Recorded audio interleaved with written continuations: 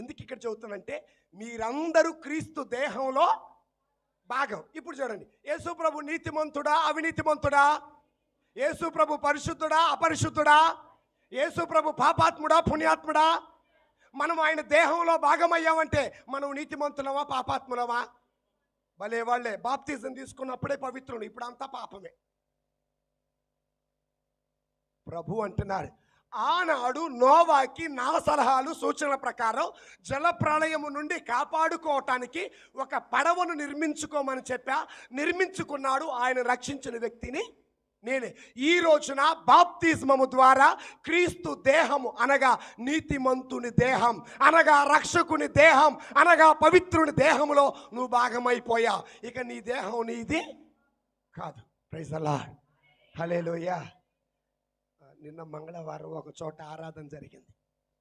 ఒక సహోదరి ఆరాధన